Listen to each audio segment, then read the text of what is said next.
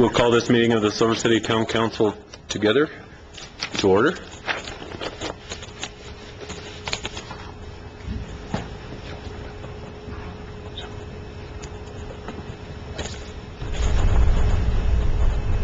Mayor, colors are present. Present colors.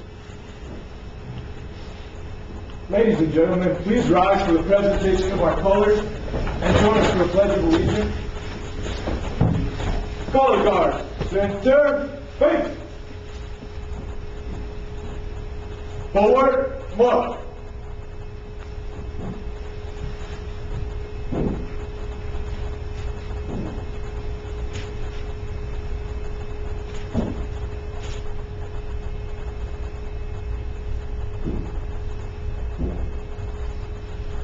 Present color.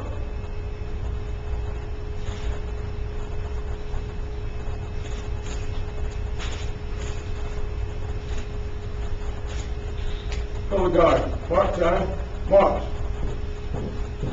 Color guard, halt, cross, color.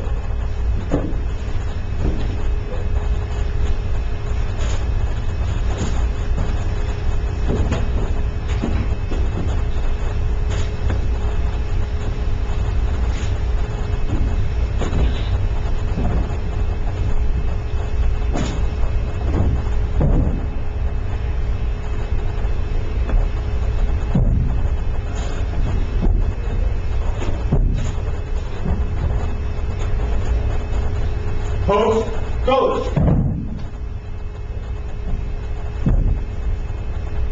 Color guard, present arms. I pledge allegiance to the flag of the United States of America and to the republic for which it stands, one nation, under God, indivisible, with liberty and justice for all. Color guard, order, arms.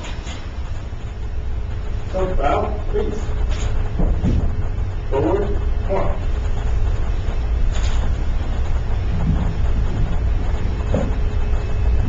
Forward, march.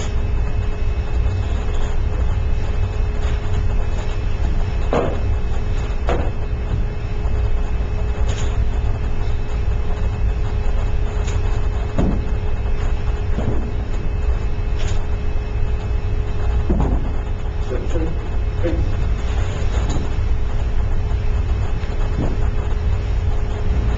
Color guard, forward, march.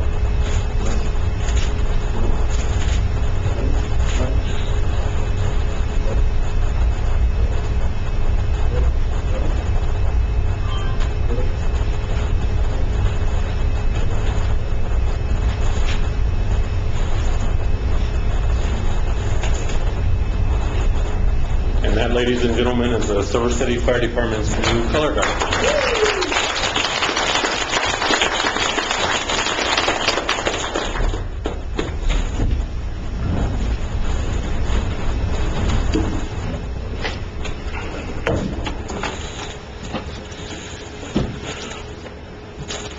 They did an excellent job, Chief. Councilor Ray, would you read our mission statement? Thank you, Mr. Mayor. Silver City is a hub of an inclusive community settled within a small town that through guided growth honors and preserves its historical, cultural, and natural heritage while facilitating jobs, health, and education resources such that the residents and visitors may enjoy and protect the recreational opportunities of the area and high quality of life. Thank you. Just remind the council when you're speaking, let's make sure the microphones are very close. The next item on the agenda with action is public input. And I remind you, you have 5 minutes to speak. If you're looking at me, I'll give you a 1-minute warning. And the first person up is Lori Ford, reference CATS TV.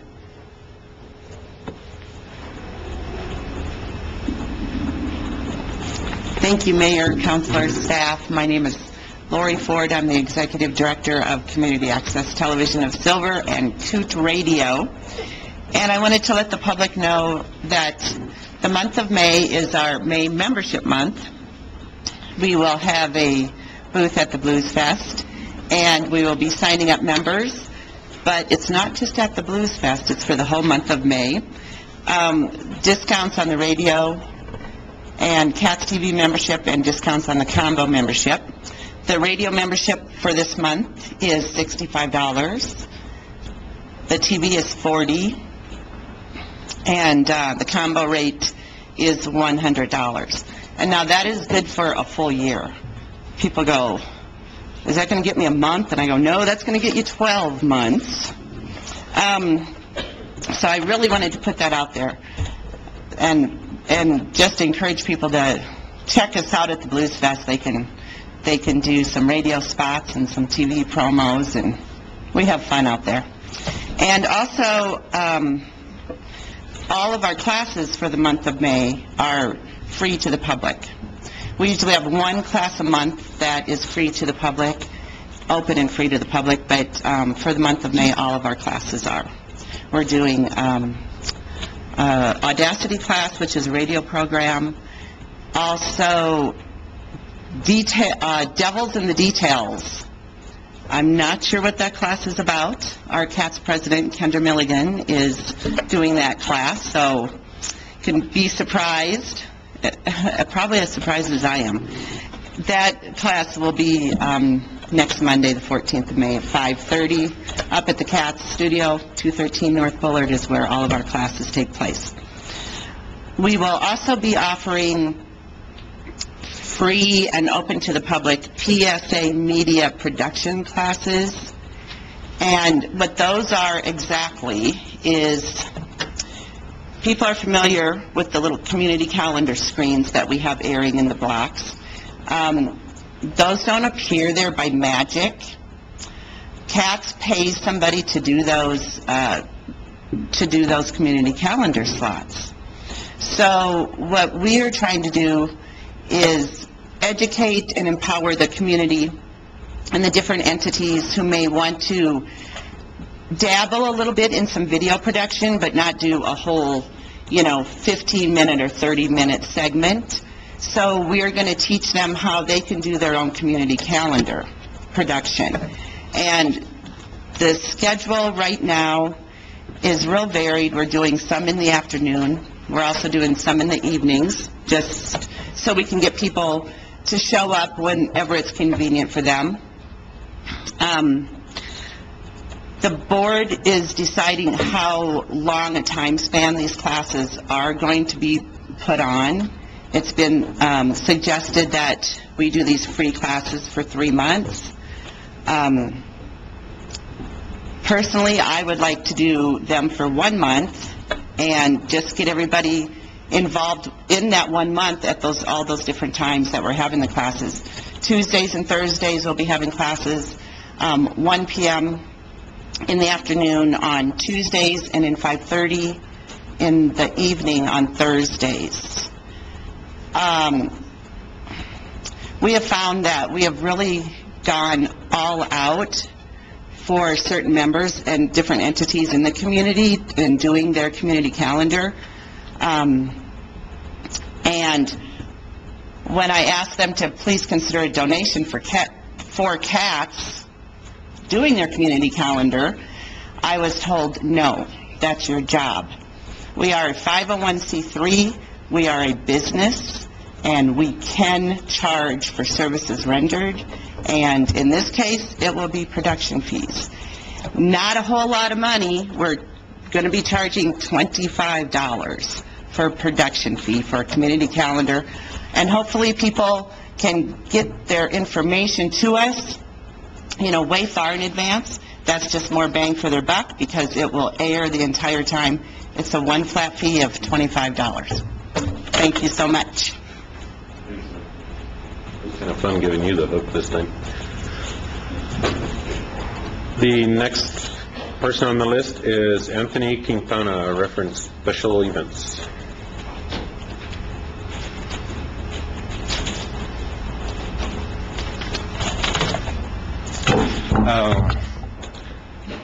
I'd like to thank you guys for giving me the opportunity to speak today. What I'm going to be talking about is hitting on 3 different things. I'm one of the managing members at Q Southern Bistro down in the corner of College and Pope. We have had some stuff brought to our attention as far as downtown and the events that we've done downtown, some negative, some positive, and I just would like to take this time to kind of address some of those things that were said and discuss them and answer any questions from you guys that you guys might have after I'm done. Again, I would like to thank you guys for giving me the opportunity to speak and allow me to address some of the stuff that's been brought to my attention. The special events that we do down there at Q Southern Bistro, they're community events. We have local sponsors. We have different businesses that get involved with it. And there's been some stuff that's been brought up as far as music that we've played or have been playing and stuff like that, and as far as language that has been being used and other stuff as far as the noise ordinance wise. I apologize to the city council and to anybody from the city within Silver City if any of the language that was used during any of these events were offensive to anybody. That wasn't our purpose as far as the events themselves. So I do apologize for that, and we are making the corrections to make sure that no profanity is used during any of the events or stuff like that. I guess I kind of looked a little bit past it because on TV nowadays, you know, MTV, VH1, BET, and all that stuff, it's so out there that I really just didn't look towards that. And I'm not condoning it and saying that it's okay, but again, that wasn't our intention to offend any of the citizens within Silver City. So I do apologize about that. Some of the other things that I would like to get into are what we're trying to do with these events is to gather the community, to have events that go on downtown other than other events that people are putting together with other organizations within the city. You know, we have different businesses that sponsor our events, and there's no way in any shape, way, or form would I want to paint them in a negative image when we're doing our events. We have different groups that come, and I get feedback from them to see what type of events that they would like to see downtown, whether it's concerts, DJs, food, whatever it is. I really want, and I'm trying to make, from when I first said what I was trying to do down there at the restaurant, is to make it a community place. And it's not just for one ethnicity, one type of person, it's for everybody to enjoy. And I take pride in the fact that we do that. We get a lot of compliments and we get a lot of complaints. So I think that just comes hand in hand with you trying to do different things within the community. Down there we are doing a lot of stuff that is different, you know, doing block parties, doing stuff like that. But there is a big group of people that support our events that we do down there. And really it's what I'm trying to do is to close the generation gap, you know, between the younger generation and the older generation that is here in Silver City. And I think that there's a lot of that where people from the college are asking for more things to do within the community, where there's older people that are asking for whether it be jazz, blues, whatever it is, and then you have the college students that want hip-hop or R&B or rap and all that stuff. And what we're trying to do is to kind of close that gap and do a little bit of everything. And I appreciate the city's support and all that stuff. In no way when we do these events are we trying to offend anybody while we're doing these events. We try to take the necessary steps to make sure that the safety of all the people that attend our events is covered, that there's no minors or anybody that are drinking, or that the public safety just in general is being protected, you know. And I think that we've done a fairly good job at doing stuff like that. And I think with the years go by, or the more events that we do, it's going to make sure that we get the more practice, the better we're going to get at it. You know what I mean? And there's been little errors and stuff like that, and we take responsibility for it. But for the most part, they've been real positive, and we've had more positive feedback on these events than negative. And with the noise ordinance too as well, I know that we've had issues with that. We're working on that with our entertainment to make sure that we respect the noise ordinance that the city council has put forth. I guess really what I'm trying to get at is that I hope that city council, the people within the city, see that we're working on this stuff and we're not trying to offend anybody while we're doing these events. So, yeah, I just like to thank you guys for the time to speak, and thank you guys for allowing me to do these events. I appreciate it. So, thank you.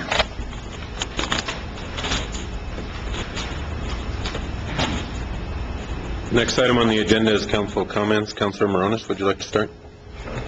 Thank you, Mr. Mayor. First off, I'd just like to, acknowledge the fact that as I was driving with my daughter and one of our young nieces on Grant Street, that we noticed that there was some construction being done on Penny Park, and can't tell you how excited they were. I was having a little trouble keeping them buckled in their seats as I was driving by. So it's a really nice thing to see Penny Park actually, the construction happening. There's actually equipment being put together, and I know my kids, if they're representative at all of other kids in the community, there's a genuine amount of excitement related to that. I'd also like to just thank Anthony for coming up here and talking. So many, he's a private business, but I've seen so many different organizations, private and non-profit organizations, and as he mentioned, whenever we do stuff like that for the community, oftentimes there is negative with the positive, and I appreciate the fact that he actually came in here and addressed some of those negative concerns, and I feel good that he's working on trying to improve that.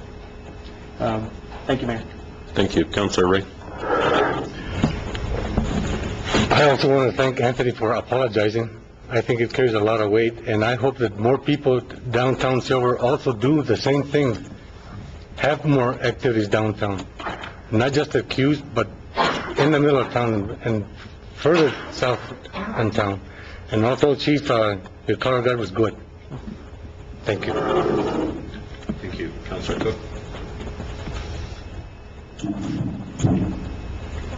Well, if anybody went to the bike races, they were great.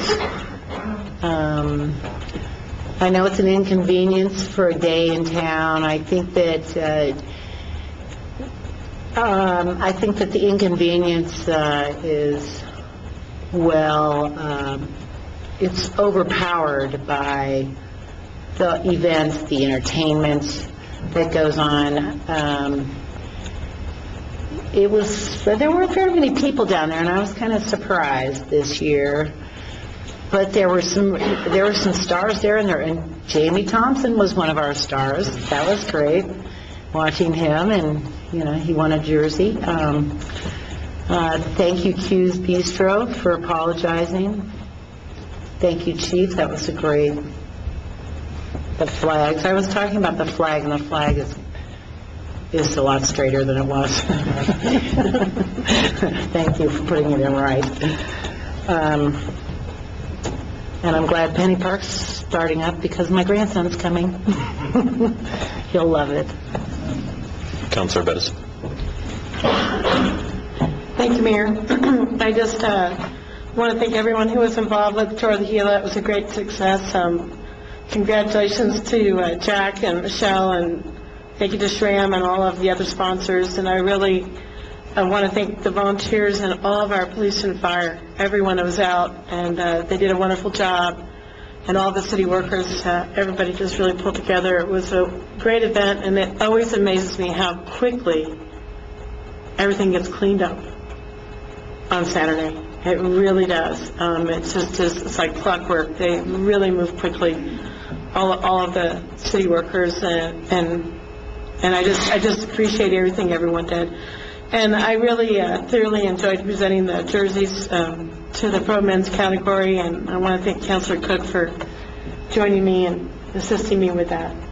She was great. It was wonderful to have two women up there on the council doing that. So I think we were better than those fancy women. So Councilor Cook might have a second round. She might want to say something. I'm really excited about Penny Park. It's been a long time coming, and I'm excited that the that the equipment's here and that it's being installed, and I know the kids are waiting with bated breath to get in there, and the parents likewise are waiting, can't wait to let their kids go in and play. So I think the celebration will be in order when it's all up and running. And Chief, the honor guard was incredible. It's really wonderful to see something like that in Silver City, and they did an excellent job. And I'm also pleased that everything's hanging very nice and straightly up there, because I won't have Polly and Councilor Cook over here going, they're not straight. They really want to fix them, they're not straight. So thank you very much. Thank you, Mayor.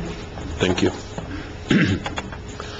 Well, as everybody's mentioned, the equipment for Penny Park is arriving, and I believe in the next couple of weeks they'll start putting it all together and have a few community days. Yes, they're advertising in the town column about community work days on the weekends. The work has already, they started assembling some of it. As you know, the Arts Council did already do a project out there, so there has been some work already done. So it's well on its way. And the baseball fields are moving right along. They're moving right along. It's a big project. Do we have any estimate on when they might start putting some green stuff on the brown stuff? I don't know. I think once it's all graded and leveled, and we've got the okay from the Environment Department, then which should probably be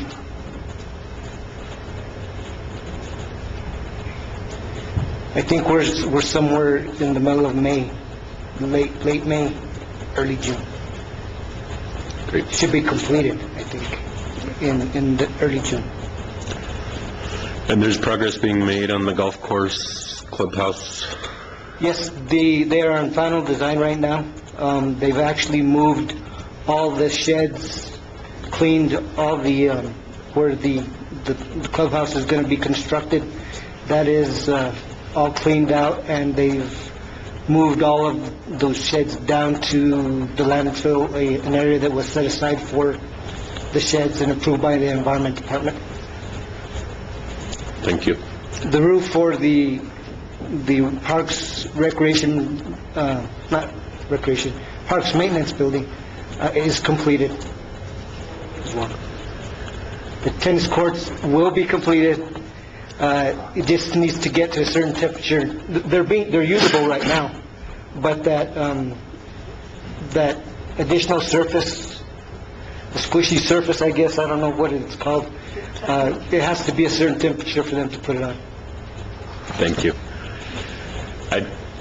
I've been attending some of the softball games in Bayard with the Little League, and I think it's appropriate to thank the families and coaches and players and teams that have had all their games moved to Bayard this year, and thank the Copper Little League for working with our Little League and making sure that we had fields to play on, and they have some very nice baseball infrastructure over in Bayard, and we do appreciate them sharing with us this year. And hopefully ours will be better next year. And with that, we will move on. Are there any changes to the agenda? Hearing none, the agenda is approved, and we'll move on to approval of minutes of the regular meeting of the Silver City Town Council from April 24th, 2012. Is there a motion? Mr. Mayor, Counselor. I move that we approve the minutes of the regular meeting of April 24th, 2012 as presented. Is there a second? Mr. Mayor, I'll second it as read. There's a motion and a second to approve the minutes of the regular meeting of the Silver City Town Council, April 24th, 2012. Any discussion? No. There's a motion and a second, no discussion. All those in favor signify by saying aye. Aye. Any opposed? Motion carries. Next item on the agenda is under reports, and we'll start with a presentation of a survey that identifies the needs of the youth by students from Western New Mexico University's Community Leadership class. You have the floor.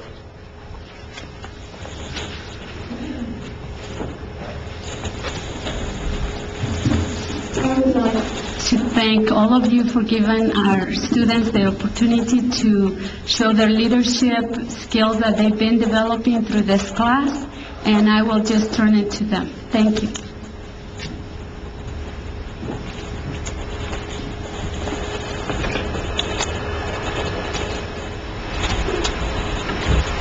Can you introduce yourselves as you speak? So we are the Community Leadership Development class from WNMU, and our professor is Dr. Trina Tovar.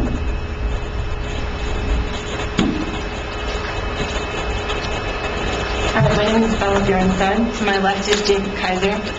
On my right is Banning Clausen, and next to him is Ansel Gray, and our teacher, Trinidad Tovar. So this is a project that we started at the beginning of the semester to kind of analyze the needs of the youth in our community. It's centered on, this is a sample presentation based on some data that we took from Aldo Leopold High School and Western New Mexico University, and it's in the preliminary stages, and it's an ongoing project. We asked these two open-ended questions, and these are the answers from age group 20 and under. What does our community lack for the youth? Most people said a youth center, next is a mall, and then non-alcoholic nightclubs, and then help was the last one. All right, so we asked the same open-ended question to the age group 21 to 29, and their answers were similar, with the majority of people asking for an activity center, then parks, clubs, daycare activity clubs, and an arcade.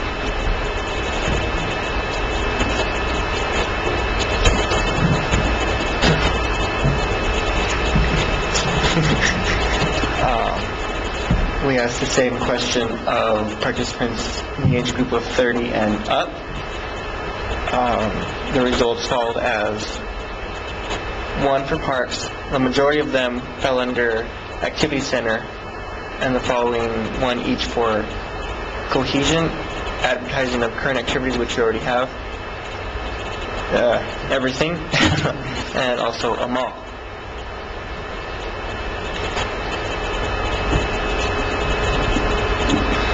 The next question was, why do you think youth need to feel accepted?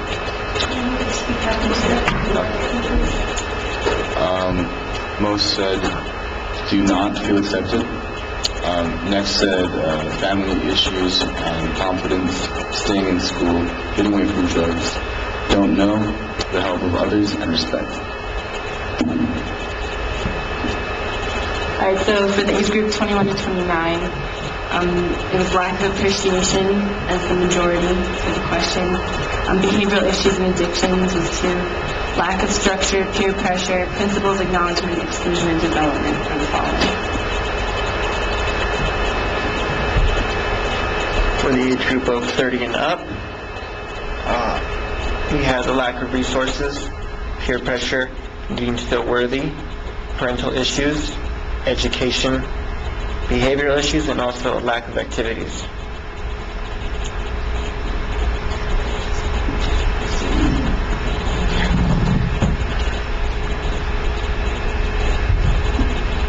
Those were the open-ended questions, and there were some questions that relate to the survey where fill in not and choose the right answer.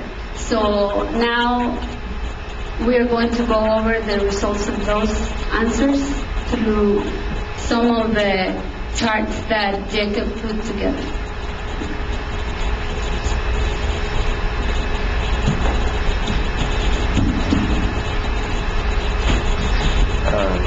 Our survey was up.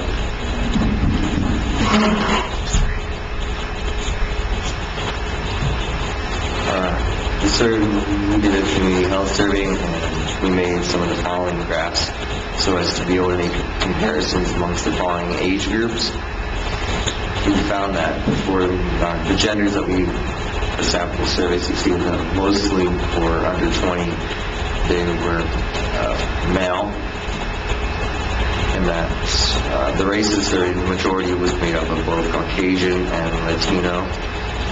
with a few that prefer not to answer, and some that can end it there. The familiarity of the resource community we found was actually really somewhat lacking in certain regards. There are plenty of you who knew about WNMU, the Juneau Museum. Big Brother and Big Sister was also another common one, but Literacy Link, for example, was hardly anyone under the age of 20 were aware of it. They found that amongst the age under 20, our perceived activities amongst themselves, that the majority agree that drugs is definitely a big one, along with video games. Play sports was another popular, and volunteer was yet smaller, sliver, and other was virtually non-existent. We found that for indoor or outdoor preferences for other activities, that most preferred outdoor activity and more additional outdoor activities. For physical and intellectual activities, that majority preferred both, with the next portion being as shown as physical and the last being intellectual. The most pressing problems that were perceived amongst the age of under 20 was rather well balanced, with the slight majority being in drug use. For the opinions that youth perceived amongst older community members, is that for the majority considered it intolerable, with the next runner-up being aggravating, with rather it being rather equal between underappreciated and perfectly fine. Now, as to how to remedy the problems with to deal with activities, the top one would have been the most popular choice is activity center, followed by with youth center and water park being a close tie for a second place, and the last being the public center.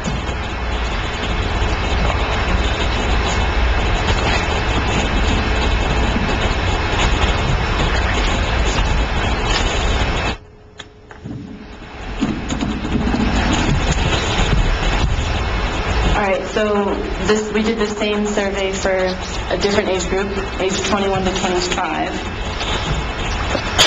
So the race that we surveyed, the majority of them said that youth play video games for after hours. Gender was, fewer people were familiar with Literacy Link and PFLAG, these kinds of things. With the majority of people being familiar with the WNMU Museum. Alright, so indoor-outdoor preference, we still found that within this age group, most people preferred outdoor activities. And for intellectual activities, it was still more people preferring both physical and intellectual. Of the perceived problems, drug use was definitely the major one. The perceived opinion of youth by adults is the majority saying aggravating and underappreciated. The problem remedies seem to be pretty balanced, but the majority of people really wanted an activity center or a youth center.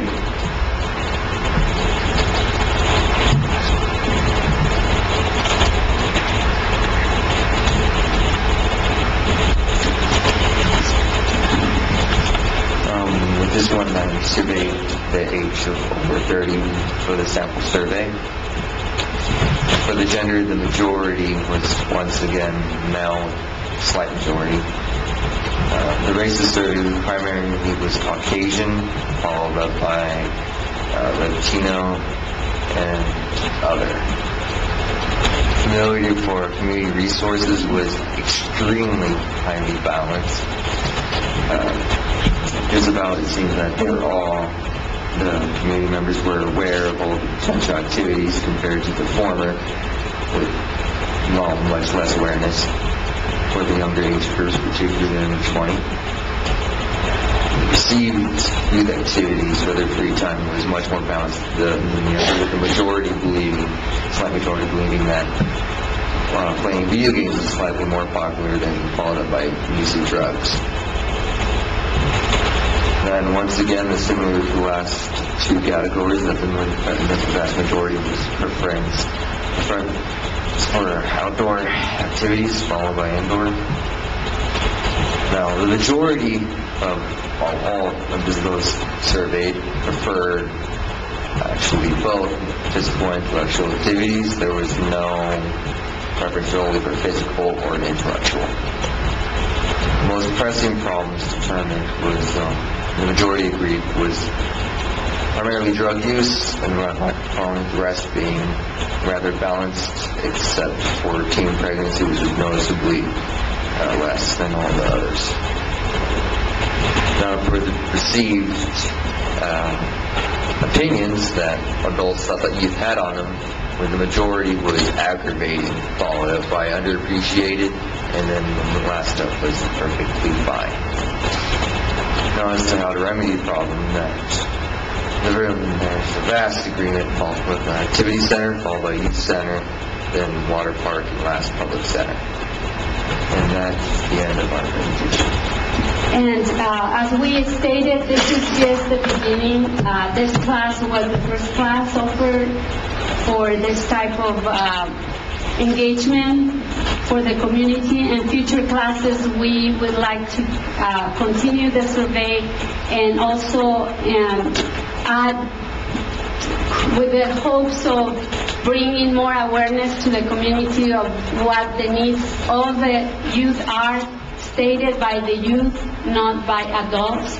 And so we hope that together we could find solutions so we can help our youth to be successful and happy in our community. And if you have any questions, please feel free to ask us.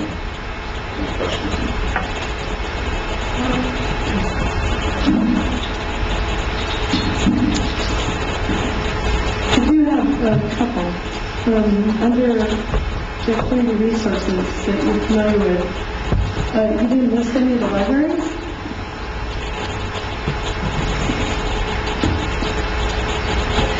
We were looking for a general idea, just to kind of get an idea of the publicity that happens, because that seems to be a common issue. So we're just kind of trying to get an overview of what people were familiar with. Okay, I guess when I think of community resources, I think of the things that people are using, things like I saw the Silver Street Main Street projects on there. When I think of Silver Street Main Street, I think of it as an economic development corporation for the downtown businesses. They do a lot of other events that are community-oriented, but I guess I see it is a community resource, but it may not be directed directly towards youth. So I guess that's why when I looked at it, I wasn't really quite sure about its inclusion in there. Same with the Grant County Humane Society. I see it as a resource for really for picking up stray animals and adoption of animals and reuniting owners with their animals. So I guess I wasn't really quite sure how you're using your definition of community resources and how it applied to the youth that you were surveying. Actually, we went to see the mayor before we started the survey. We provided folder, a 3-ring binder with all the community resources in town. And we didn't use an extensive list. We used the ones that they were more familiar with. And that's the youth survey. So. Yeah, I guess I was just trying to understand the definition of community resources in relation to the actual survey itself. And then the one other question I had was on the drug use. Do you include drinking in that? Because it wasn't separated out as separate. Okay. That was all one. Okay. Thank you. Thank you. Councilor Ronas? Not really a question, but actually I appreciate you guys coming up here. This is kind of enlightening because I don't think I've ever seen a survey like this, at least not in a long time. So I appreciate the information. It did hone me into thinking about a couple different things, which is, do we need to start talking about discussing activity centers possibly? It also focuses me in on that there was a number of people who, it looks like 75% of all people surveyed prefer outdoor activities, and that could be important in some decisions that we may be making in the future. So maybe if I did have a question, do you know, what was the actual number of all people surveyed? 100. Even rounded is fine. Yeah, I'd say it was in the hundreds, somewhere between 100 and 200. Thank you. Councilor Ray. You mentioned that you would like to see more outdoor activities, right? What kind of outdoor activities? Well, we didn't specify in the survey, so we weren't sure what kind of outdoor activities that they would like. We just wanted to see what they would prefer, either outdoor or indoor activities. Would you consider something like going fishing, going to the mountains, taking your four-wheelers out there? That's definitely a That's something to possibility. consider. Thank you. I'd love to sit down and talk with all of you about the survey, because I could definitely help you as you take the next section of your class, and how do you ask questions to get usable answers. And I'll volunteer to do that if you're continuing to meet. One of the big concerns I have with the survey is it's written with a pretense that there's a problem. And many of the questions are based on there being a problem. And that can create a bias when you're answering a survey. It's also, when you ask, would you prefer indoor or outdoor activities, that doesn't state anything about the quantity or quality of the current activities. That states what you like to do with your time. So I'd just be more than willing to volunteer some time and sit down and work with you on this and give you some more of my perspective and what information as the mayor is actually beneficial. And it's like having a definition of activity center. We have a rec center that offers activities. The Wellness Coalition has all sorts of activities going on. So we need to define what is it that we're asking for, and that would be very helpful. So, but I think I'm sure that the class that you've taken and the time that you put is very valuable, and will definitely help you going forward. So congratulations for making that effort. And good to see you again, Benny. Any other questions? Thank you. Thank you. I was just going to say that I would like to join the mayor in offering any assistance as well, because we had also discussed some of the same concerns with the survey and a bit of a bias that may have been developed in the way the questions were written. And also, you can see from the questions I'd asked you about, I was trying to tease out why certain things were asked and why certain things were included the way they were. So I would also say, if you continue on, I would like to also assist with the mayor and give you my perspective as a social scientist, as an anthropologist and archaeologist. So, thank you. Thank you.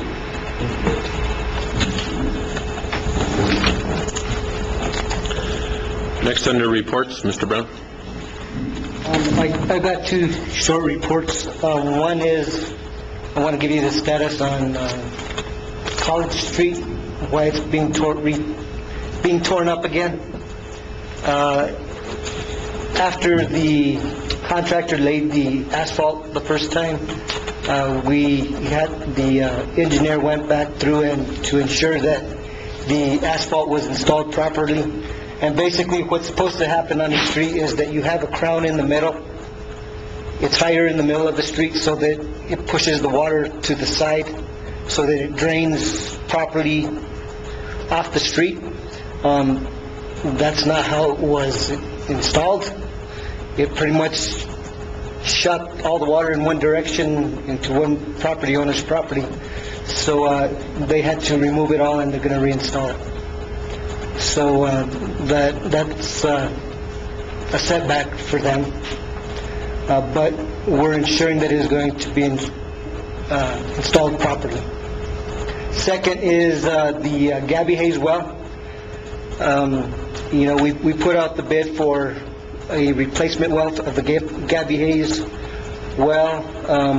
The well currently pumps at approximately a maximum of 640 gallons per minute. They did a test that finished yesterday, and it looks like we're probably going to be able to get a minimum of 1,100 gallons per minute out of the new well. We're probably going to be up more around 1,500 gallons per minute, and it's actually, we basically got double our money doing this because now we actually have double the pumping capacity out of that well. So it's like drilling two wells for the price of one. So there was some good news there. Councilor Bedison? Mr. Brown, can you tell me when we can expect College Street to be done with this setback? I believe it was a 60-day construction period from when they started. So I think they're supposed to be done mid-June, but they're probably not going to be done till the end of June. Okay, so is it the whole length of the street or Up to thereof? Cooper. Up to Cooper. So the portion that was done needs to be redone? The portion that was done needs to be redone, and then they need to do the section that hasn't been completed, the section up to Cooper. Right, up to Cooper, okay. That also needs to be done. So the end of June? Yes, most likely. Okay. I was just checking just because of the businesses that we have down there and access to the college with graduations being held up there, including, we have, I think, in the past, hasn't Silver High held their graduation up there as well as, No. They haven't? They hold it at the high school. They do? Okay. My mistake. But I know that there'll be graduation coming up this weekend up at the college, so just making sure that parents and folks can get up there and people from out of town can get up there. 12th Street is open. Yeah, we just want to make sure they know how to get there, so, okay, thank you.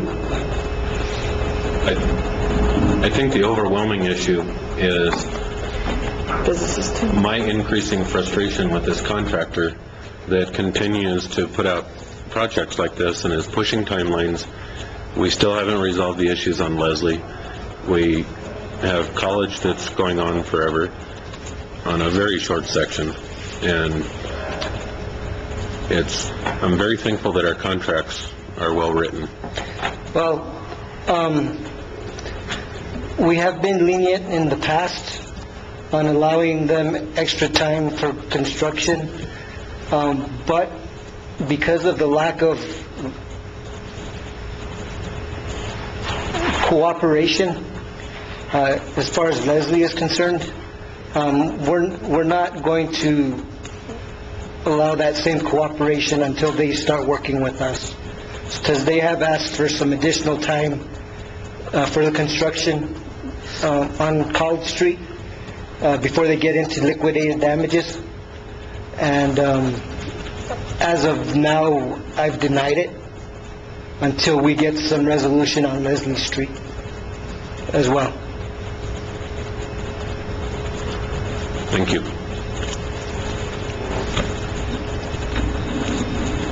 Chief Reynolds?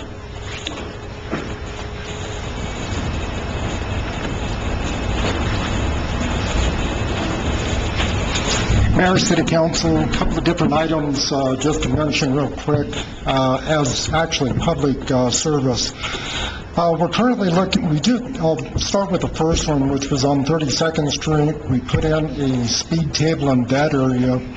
It hasn't been inspected yet. I'll probably go up there tomorrow, take a look at it. Speed tables are more conducive to emergency vehicles and going over them. We don't like the humps because they rattle the emergency vehicles quite a bit. We're currently looking at some issues on Virginia Street. We may put some speed tables in that area. We're in the process of doing the engineering portion of it. Mississippi Street, because of the anticipation of the increase in traffic, etc., between 12th Street all the way up to Hill Street, we're going to be taking a look at putting some more consistent traffic control devices in that area. Most likely those are going to be speed tables as well. Down on Alabama Street, we still have a continuing issue with the speed of traffic coming off Cottage Sand. So we're taking a look at putting a four-way stop at the Alabama and Hester again. We're still in the process of evaluating that. A long time ago, when I first started working back in the 80s, we had a four-way stop at that intersection, which significantly slowed the traffic down coming into the city around that curve, hitting that dip. We've had a number of crashes over the years involving people coming off Cottage Sand Road and going across the travel portion of the roadway and hitting the fence on the opposite side. So we're taking a look at some public safety issues right at this point. Is there any question? No question, just comment. I mean, it's the way people are driving. They're acting like they're all headed to the emergency room, and they're California cruising stop signs, and I spent a little bit of time in municipal court this morning, and there's a lot of people down there donating to the cause. So Absolutely. they're going to continue to do it, and we're going to continue to make it more difficult, at least more difficult on their vehicles to drive like they don't care. Right. We'll continue doing the enforcement. And This I last hate month- speed bumps. This last month, we knocked down the traffic crashes 25%. So that in effect is our guys out there enforcing the traffic. And as a side note, because I keep getting complaints, why are we doing so much traffic? As a side note, because I keep getting complaints as to why we enforce so much traffic, we're not only on the main roadways enforcing traffic, we're also in the neighborhoods where we have issues with crime. When we enforce traffic, we impact that crime in that area. Occasionally, we'll catch the bad guys driving to or from or with stolen property. Our narcotics unit is doing really well right at this point. We're knocking down a few individuals selling drugs in our community. We're going to expand that. So the whole area is just now starting to pick up because of the springtime, of course, but our activity is also picking up. Our number of arrests, et cetera, is going to go up. How's your staffing? We're running short right at this point. We have one in the academy, one in military leave. He'll be back in September, October on it. The one in the academy we hired while he was in the academy. He'll come out end of June and go through our internal training for a period of time. And we're in the process of hiring one more. So we'll be up full staff here probably within 3 months. Thank you. Any questions for the chief? There's Counsel. what about the drug dealing that goes on Bullard Street? What are you going to do about that? It's a major problem. We have people working that area constantly.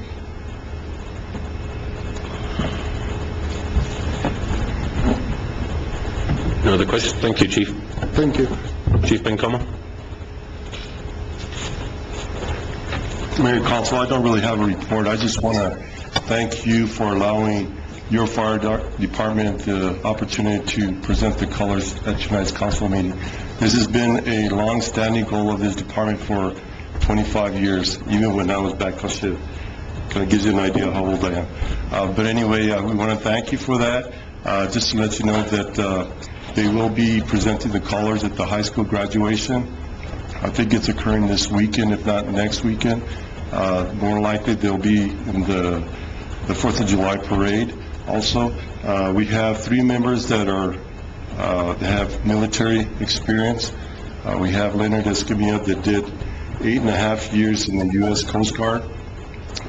We have Paul Ortiz that also did 4 years with the U.S. Navy.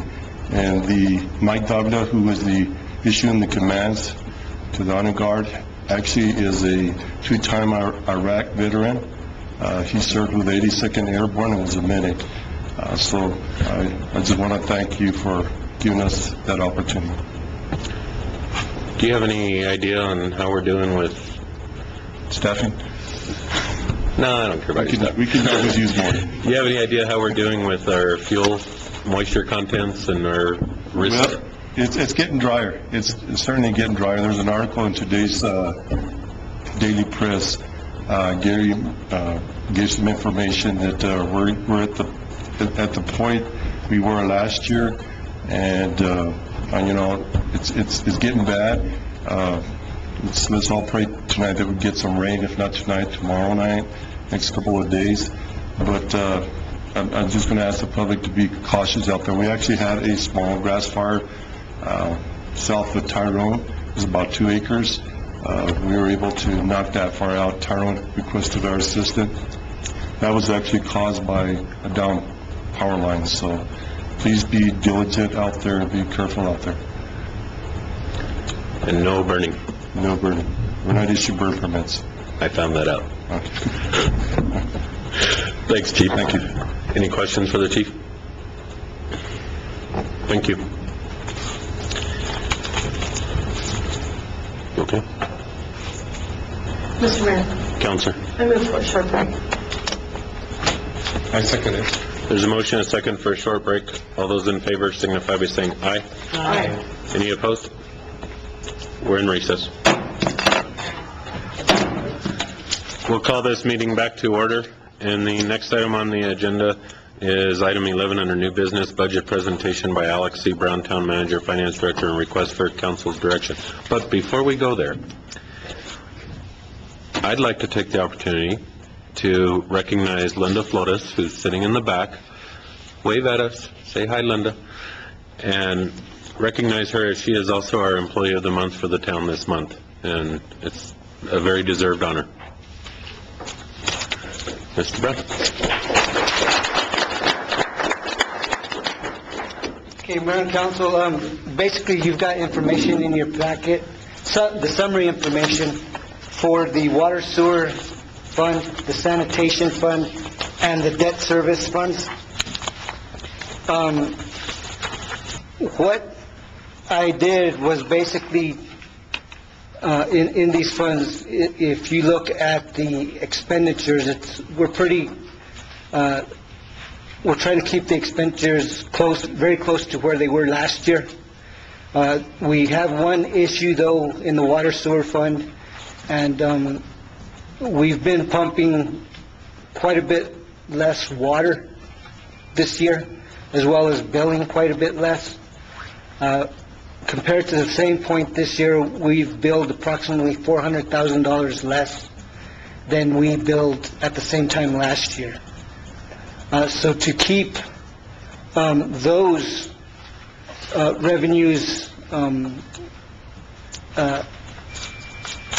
keep expenditures at the current levels that we're the services and expenditures at our current levels, I'm going to request that we increase water rates by 3%. Per the ordinance, I have to evaluate the sewer and wastewater rate annually. Those rates will not need to be increased. at all. So, but pretty much most of the departments will be kept at the same staffing levels as we currently have.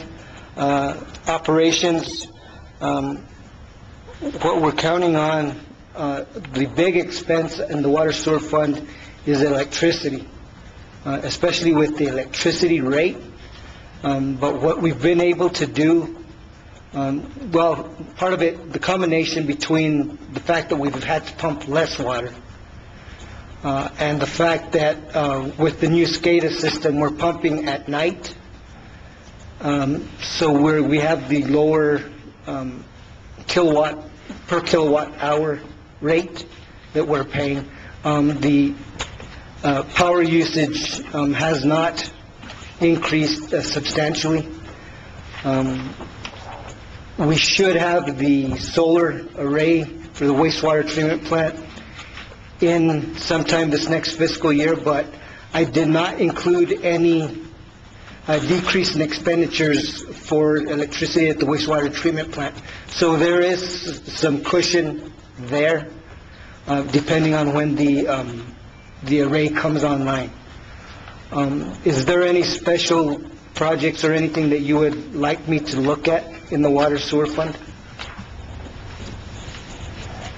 So I talked to a few of you, and it was more about this year trying to slow down on all the big projects and try to recover, because we've been very, very busy the last couple of years. We do have quite a few grant applications out there, so we would more like to focus on them if we get them, but more try to stay in line with maintenance, catching up with maintenance type stuff and those types of things.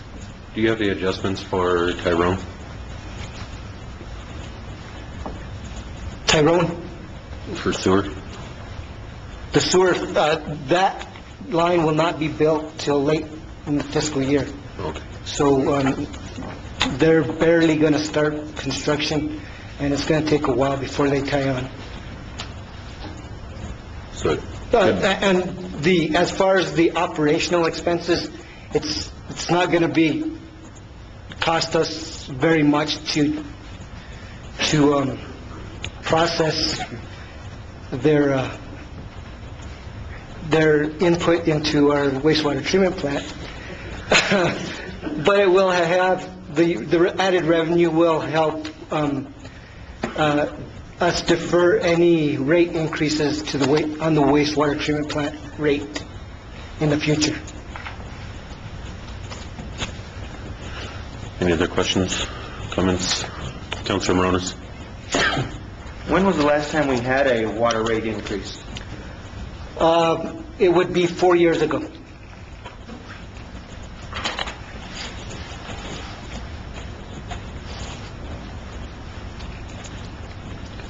And I used last year's water rate survey, because there is a water rate survey that the Drinking Water Bureau does, and our water rates are on the bottom third of the state compared to communities around the state.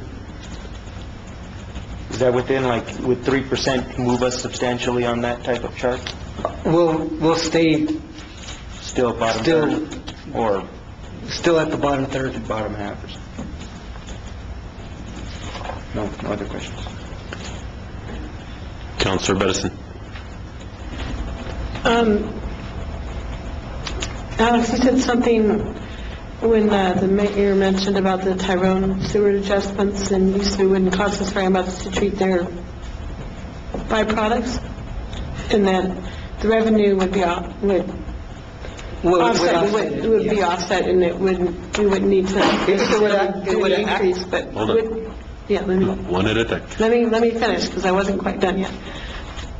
But we also have the new solar array going in, so that will also be decreasing our costs with the wastewater treatment Rate. rate. Okay. just making sure that was, I just wanted to get to that part. I'm sorry for interrupting you.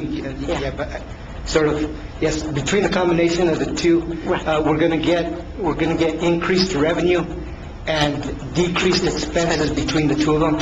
So that is going to help defer any rate increases for the wastewater rate for a significant time, I would think. I appreciate the passion, but when Mary Alice writes every other word from a different person, it's really hard to read.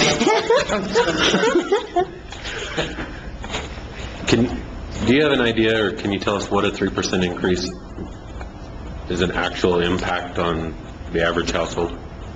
On the average household,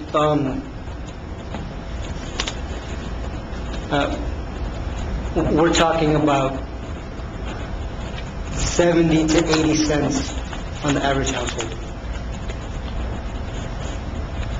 You want that in the Per paper? month. Per month. You want If that you in the pay the paper? water bill. Check it. You want that in the paper, or do you want to come back with an answer? Any other questions on this? No, sir. Carry on. Okay. The sanitation fund, there's an automatic 3% rate increase that's in the ordinance, so that was included. I also wanted to need to mention that, going back to the water sewer fund, we did take out 1/8% of gross receipts tax that was going into that fund. And this 3% won't even generate that much revenue that we've taken out already. So we're still doing very good in the water sewer fund. The sanitation fund, this year we did a substantial amount of work at the old landfill. We did a remediation project that was required by the Environment, Solid Waste Bureau, and as of last year, per the regulations, we were probably going to have to do monitoring on the old landfill for perpetual, forever.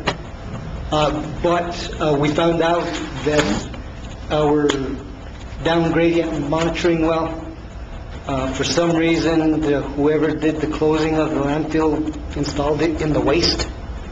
So we were always getting positive hits for VOCs, which we don't want. And so now, because we did resurvey and now we do have the clear boundaries of the old landfill, and we have had a second downstream monitoring well that has never had any positive hits for VOCs. We're going to only have to monitor that landfill for the next 14 years. Usually you have to monitor for 30 years, and we're in the 16th year, so we'd have to just do 14 more years. The fund, what we're looking at doing, again, on the same type of thought process of just keeping things caught up. We are going to keep staffing at the same levels that we have. We have a recycling contract that is going to expire June 30th, but I'm going to recommend that we continue that rate, that same contract at the same rate for the next year until after the new recycling facility is installed. That way we can see exactly how much we can negotiate down from the Solid Waste Authority and decrease our expenses for recycling, while we'll be able to process quite a bit more. But this fund this budget that I'm proposing includes almost $200,000 in capital replacement funds if we do need to replace a vehicle, but we don't need to. The thing is when the rate was originally put in place, which was basically the same rate that we were paying at the time, we put it in place trying to recover our costs for operations, the tipping fees at the landfill, the recycling contract, our debt service for the new automated system for the next 7 years, and then we wanted to have additional revenue to build up enough reserves so that we could start replacing equipment after 5 years. Because people started recycling more, our tipping fees went down quite a bit, our expenditures went down quite a bit, and our recycling contract is one flat rate, so we were saving more money. And we actually have been able to replace a side loader. We've replaced a couple other vehicles, and we've got backup vehicles for pretty much everything. In fact, during the Quail Ridge fire, in previous years, we didn't have the capacity to go in, like if we were on Tuesday, which is our largest route, if we weren't able to go out to the landfill and dump one of the trucks or something, we couldn't complete the route. Well, now that we have 3 side loaders and then the front end loaders, we have the capacity right now. If we're unable to reach the landfill in one day, we can hold off and just use our extra equipment so that we can complete a route in a single day. We had 2 instances. One where we weren't able to do it was, well, actually, you know what, the time that we weren't able to complete the route was when we had that big freeze. That's when we couldn't complete the route because we didn't have enough. They closed and we didn't have enough equipment to complete the route. But when the Quail Ridge fire happened, we did have the backup equipment and we were able to complete all of our routes in one day and not inconvenience the residents by having to stop in the middle of a route and try to catch up the next day or later in the week with that.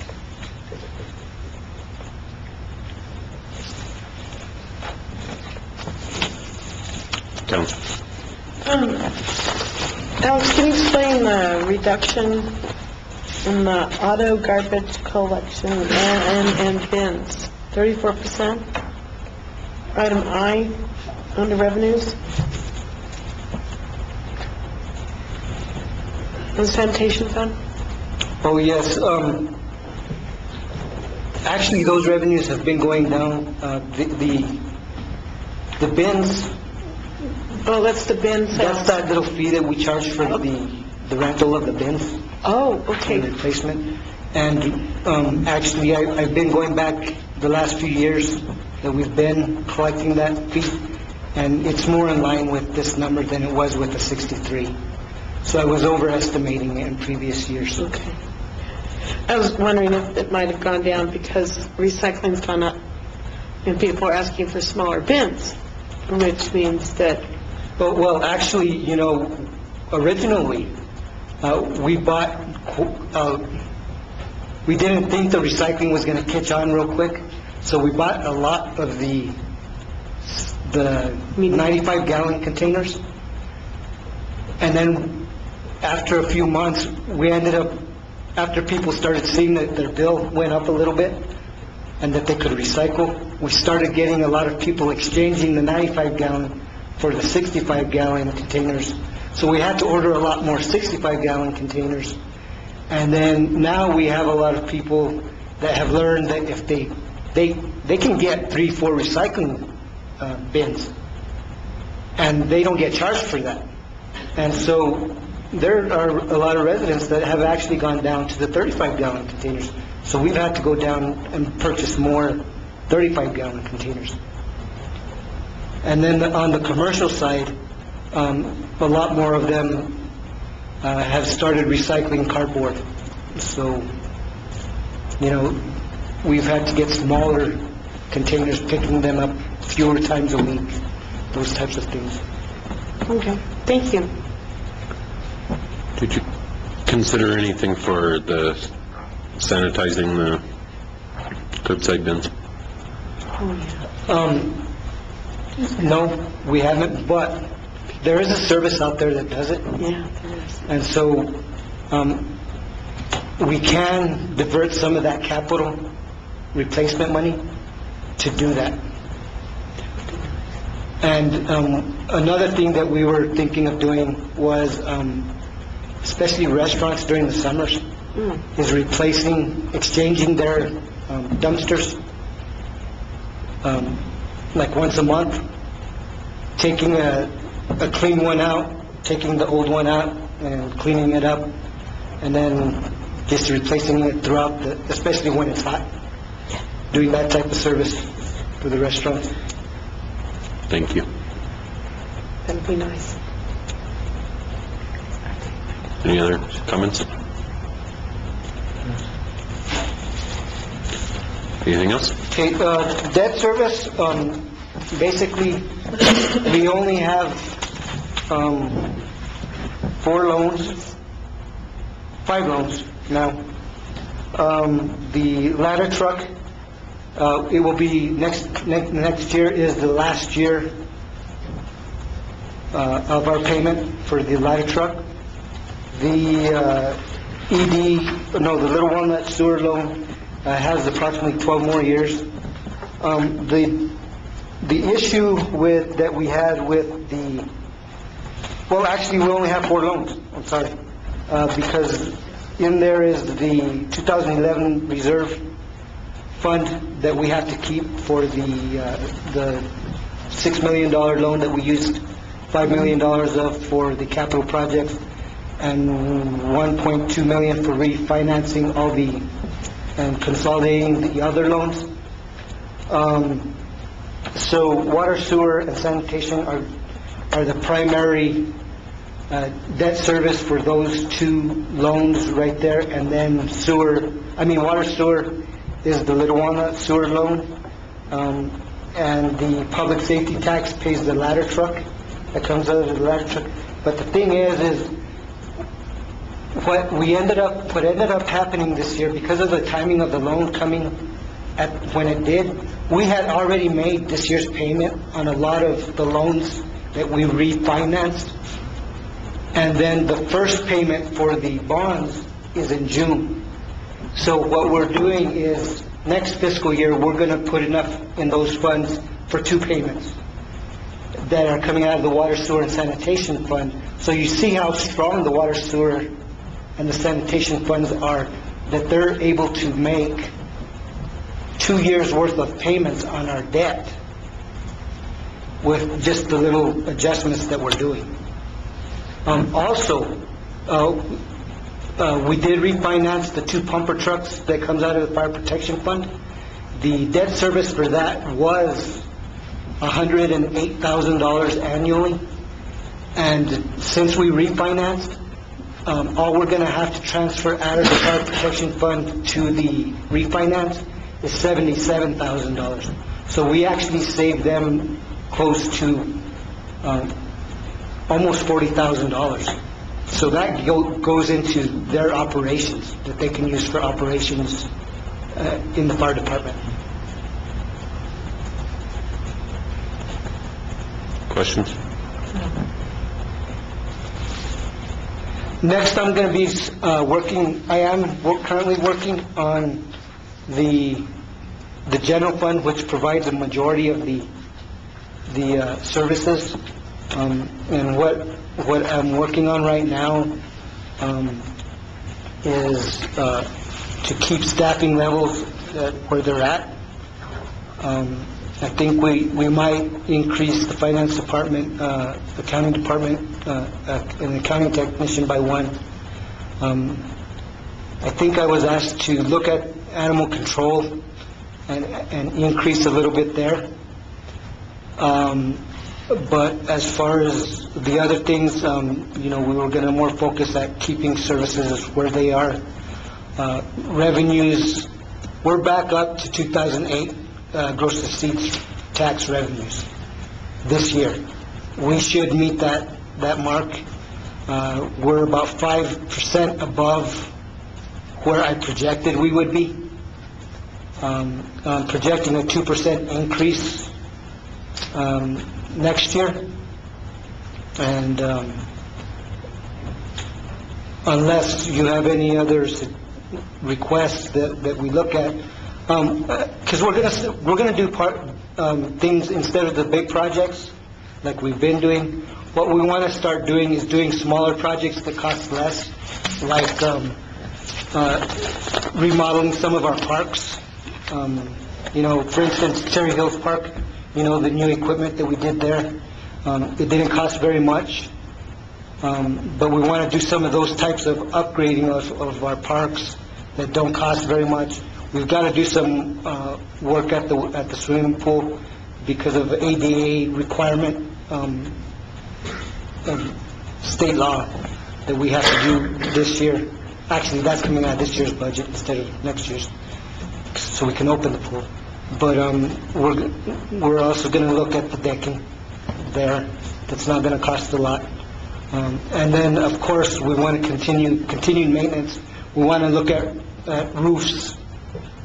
And these aren't really big ticket items like, when we do a flat roof, it's $40,000, $50,000. It's not like replacing the roof at the parks maintenance building that was like, $230,000. So we'll be able to do continued maintenance on our buildings as far as roofs. We're looking at the museum for sure as one of them.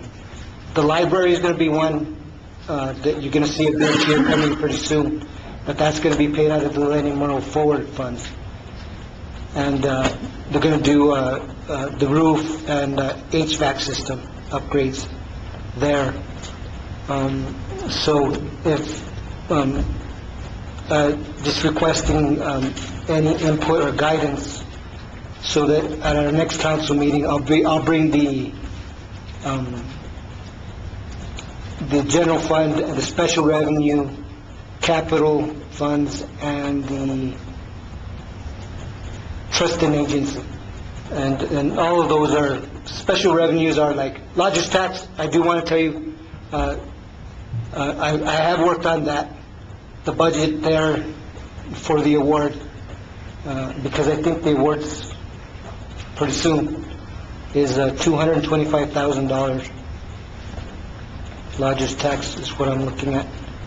The gas tax continues to decrease, and that is our maintenance money for our streets. So we are going to need to look at something if we want to get more work done on our streets, some revenue source of diverting a current revenue source towards street maintenance, or whatever other method that we look at.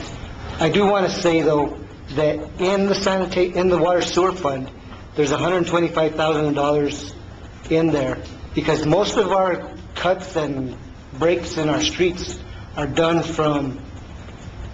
created from water or sewer line replacement, or repairs, I should say, or the fire department doing hydrant testing. He left. But they blew some water lines. And so we can do a chip seal project this year. And that's in the water sewer fund. Robert Escada's not here either, so I could say the fire department exposed some weaknesses in the water system. Yes, there's both of them. So we've had two departments are working very close together right now on hydrant testing. Since I talked to you, obviously the animal control issues, and making sure that we're servicing that concern is, I think most will agree that is where we get most of our calls of concern. And second is roads, and third is we just heard the survey, which just brings it forward again, but our rec center, I mean, it is where it is, but I'm not too sure what it is where it needs to be. And, you know, we obviously can't pick it up and move it across town or move it smack dab in the middle where it'd be more easily accessible, but I wonder if kind of the build it and they will come, if we didn't enhance our programming, regardless of its location, we might have better attendance and better utilization of that service. Well, that's something that we can work on. You know, we are going to update our comprehensive plan this year. That isn't going to be put in the general fund budget to update it, and we want to incorporate a lot of the recent plans that we've done. You know, Grant County just did a Grant County Economic Development Master Plan. You know, we want to incorporate some of those aspects in it because it does pertain strictly to Silver City. The new planning department thing, well, there's a lot of projects that we've just done and that we should incorporate into the comprehensive plan. And that can be something that we focus on is recreation. Because, to be honest, the last comprehensive plan was trails and space, heavily focused on trails and open space, and did not address very much other types of recreation. And that can be one thing that we focus on, is how do we enhance our recreation opportunities in the community and our rec center.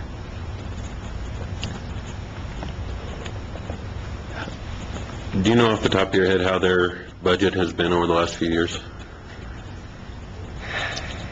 It's remained about the same for most of the years, for quite a while.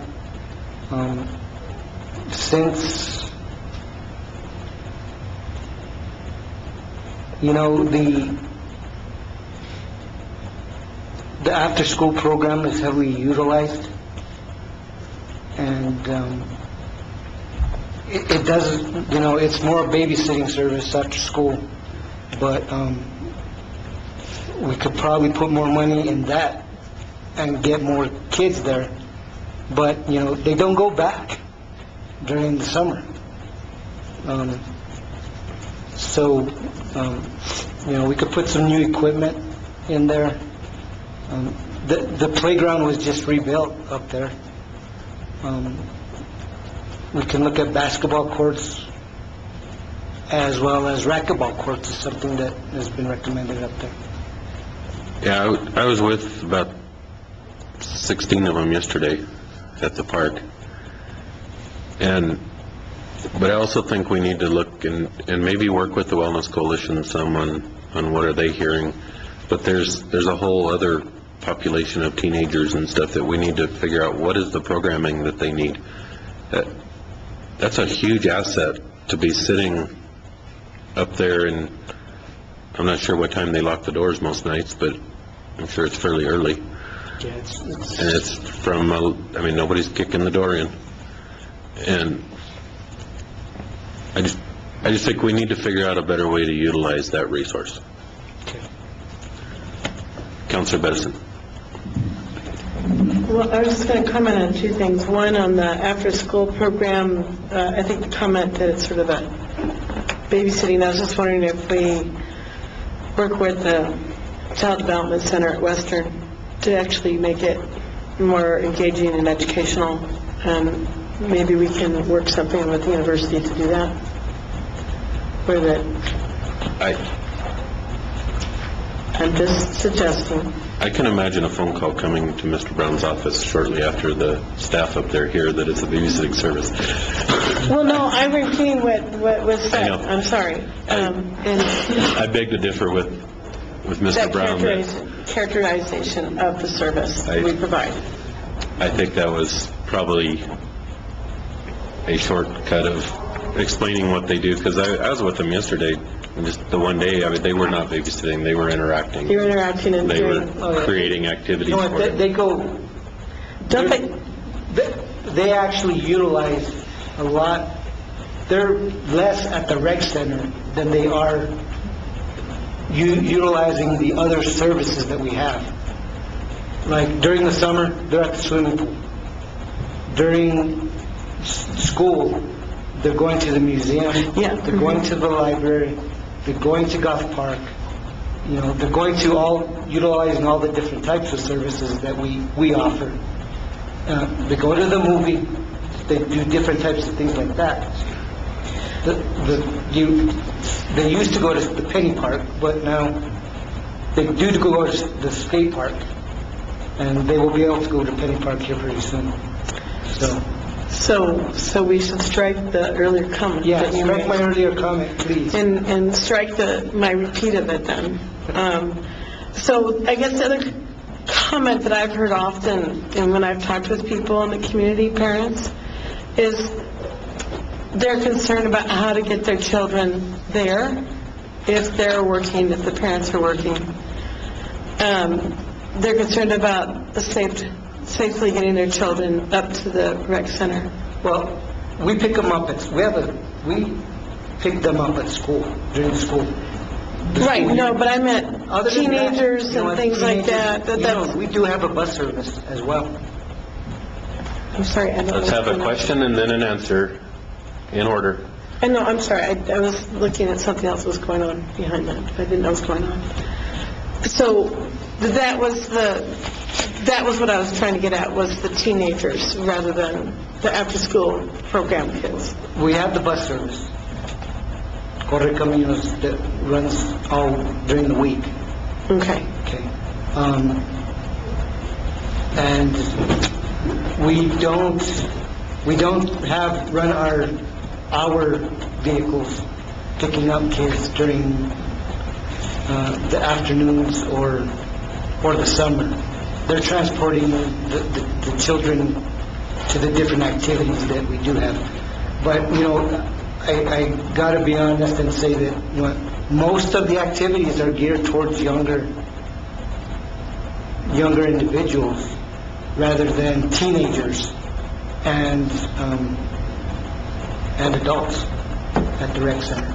So those are types of services that we probably should start looking at addressing. Okay, great, thank you. Mr. Seibel, is your arm asleep yet? Just had too much blood in my hands, so I had to... Okay, then sit down. Mr. Mayor and Council, Nick Seibel, citizen. I was following with some interest your comments about the recreation center, and it's a fine facility, and those of you that grew up here, you're all older than I am, I guess. When I was a kid, there wasn't a recreation center. That was still the National Guard Armory, and the town had an excellent slate of summer youth programs. I learned to play tennis in the summer tennis program. I learned to swim, which of course still goes on. But, I mean, you have a point. We have a whole range of recreational facilities around town. And not to take anything away from the asset that the recreation center is, but we have a lot of recreation facilities that are close to where the kids in our community live. And it seems like we're missing an opportunity by not also having summer programs that are closer to the constituents, as it were. Either that or maybe finding some way to subsidize Corre Camino service so that kids could get to the recreation center, but finding some way to solve that problem of getting the services to the kids or vice versa.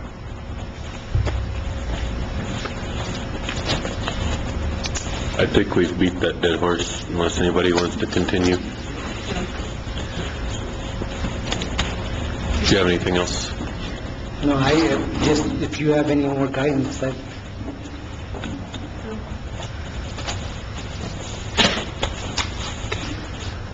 Well, I I'm sure we'll have more as it moves along.